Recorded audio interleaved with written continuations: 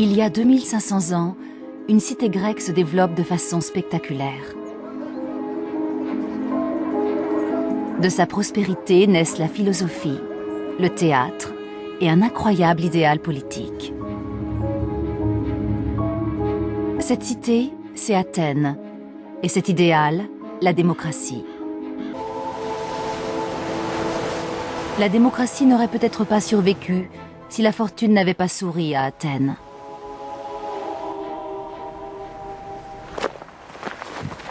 À la pointe de la péninsule athénienne se trouve le massif minier du Laurion, le cœur industriel d'Athènes.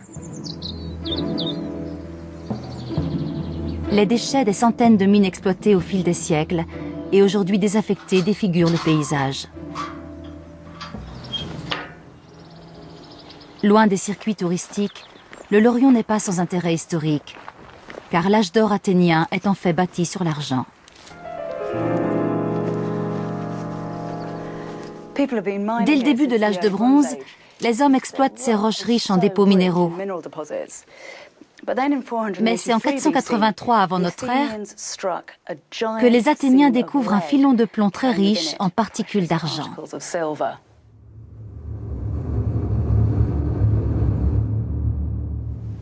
Du jour au lendemain, Athènes devient outrageusement riche.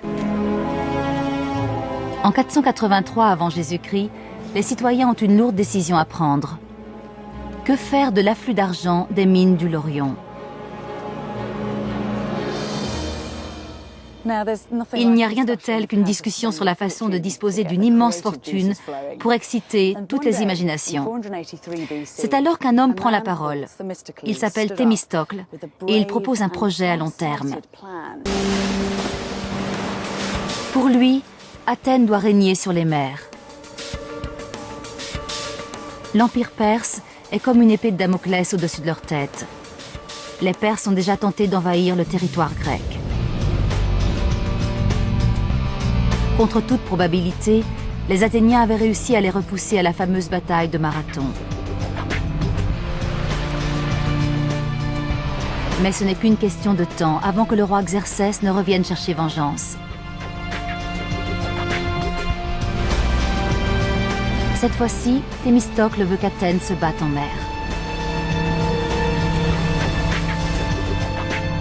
Les Athéniens ont besoin d'une nouvelle flotte de guerre, pas d'une baisse d'impôts, plaide-t-il à l'Assemblée. Grâce au pouvoir de persuasion de Thémistocle et à la perspicacité de l'Assemblée, la stratégie est adoptée. Au cours des 3 années qui suivent, les Athéniens vont construire plus de 200 trières.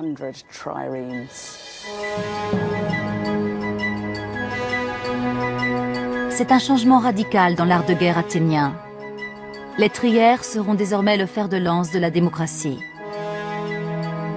Le mot trière veut dire 3 rames. Les rameurs étaient en effet disposés sur 3 niveaux.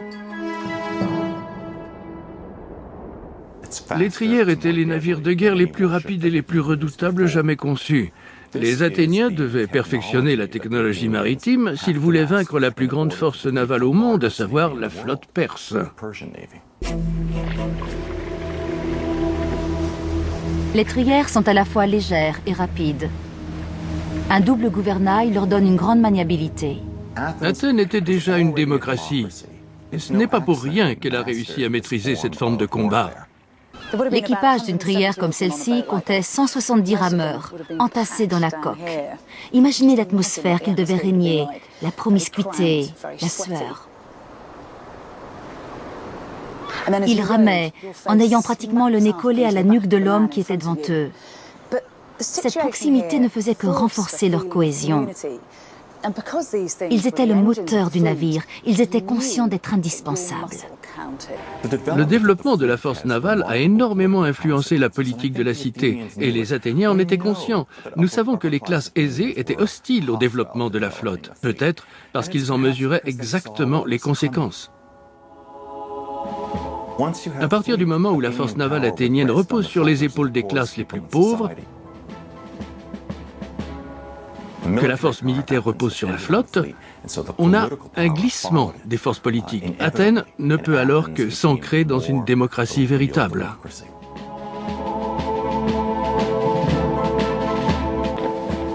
En septembre 480, l'armée perse marche sur Athènes, déterminée à prendre sa revanche.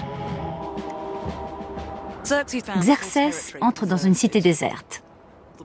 Les Perses rasent l'acropole, s'emparent de ses trésors et mettent le feu à ce qui reste. Depuis l'île de Salamine où ils se sont réfugiés, les Athéniens assistent, impuissants, à la ruine de leur cité. Ils avaient un plan, bien sûr.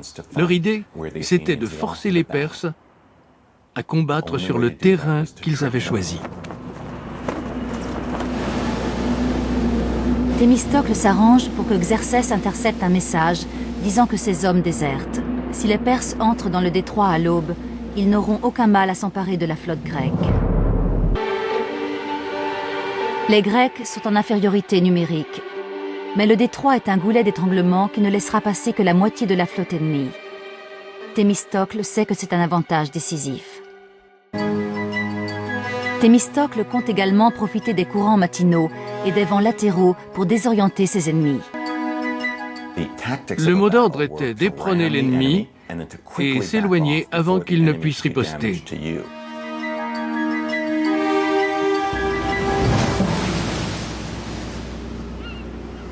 Les Athéniens fondent sur les navires perses et les déciment. Le reste de la flotte ennemie prend la fuite. Ce qu'il en résulte est une débâcle remarquablement orchestrée. C'est un massacre. La mer se teinte de sang. Les hommes sont embrochés comme de vulgaires poissons. Et cela dure toute la journée. La bataille de Salamine a été un événement déterminant dans l'histoire occidentale. Tout ce que nous associons à l'âge d'or grec du 5e siècle, à savoir la démocratie, les arts, la littérature, l'histoire, les débats philosophiques sur les régimes politiques, tout cela n'aurait pas été possible sans la victoire de Salamine.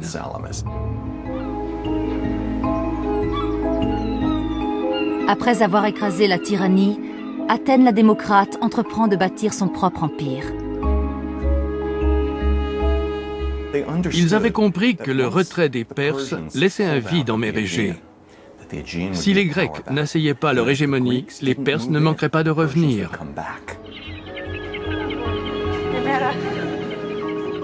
Les Athéniens ne pouvaient le permettre.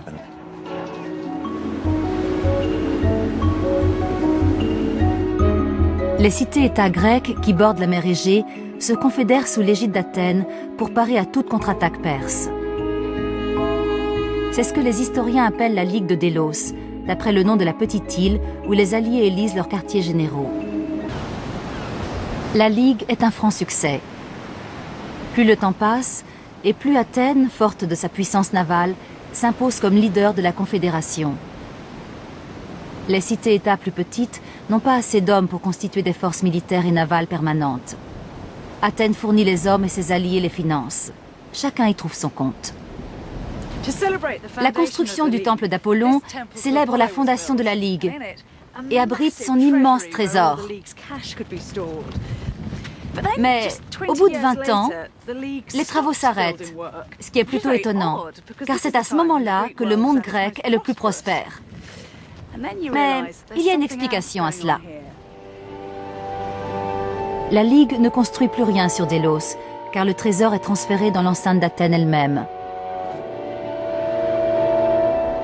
Les alliés qui essaient de quitter la Ligue se voient contraints par la force de retourner sous l'hégémonie athénienne.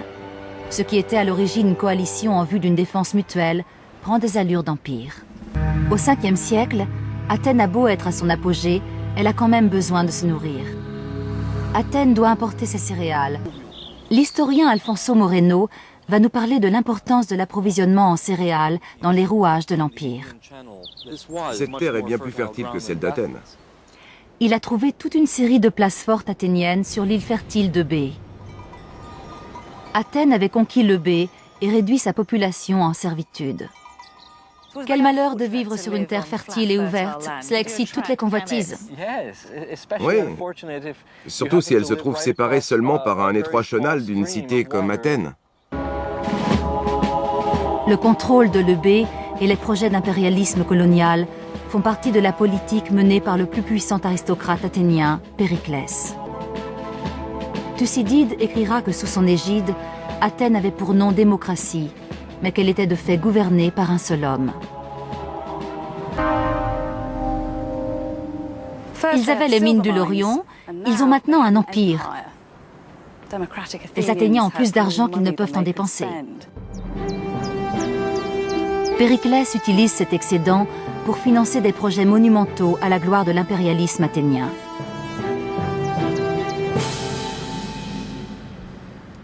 En 447 avant notre ère, commencent les travaux de ce qui deviendra emblématique de la Grèce antique, le Parthénon.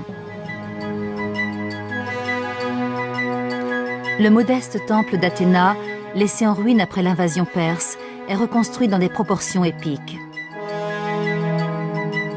C'est la concrétisation de la vision péricléenne de la gloire athénienne. 15 années durant, citoyens, esclaves et métèques travailleront côte à côte pour ériger l'un des bâtiments les plus célèbres de l'histoire. Le bâtiment est orné de frises sculptées. L'une d'elles met en scène la très aristocrate cavalerie athénienne. Le Parthénon est le plus grand temple de Grèce. Toutes les cités importantes veulent afficher leur puissance. Le Parthénon sert à cela. L'expression du pouvoir. On parle toujours du Parthénon comme d'un temple. Ce que les gens oublient, c'est qu'il était à l'origine une banque. On y entreposait l'argent et les trésors. Aucun rite religieux connu n'y était pratiqué. Non seulement on y gardait l'argent de la cité, le trésor de la Ligue, mais il a été construit avec cet argent. Loin d'être le symbole d'un hellénisme immaculé, il est celui de l'impérialisme d'Athènes sur les petits États vassaux, le symbole de sa propre glorification. Le projet cher à Périclès n'est pas au goût de tout le monde. Des factions s'insurgent de voir les démocrates prendre l'argent de la Ligue réservé à la défense des territoires grecs pour amadouer le peuple athénien. Au nom de la démocratie, ils continuent de mener une politique expansionniste qui va finir par dresser contre eux des cités-États rivales jadis alliées. En 432, les Athéniens doivent faire face à un ennemi redoutable. Il s'agit de la plus grande force militaire du monde antique, Sparte.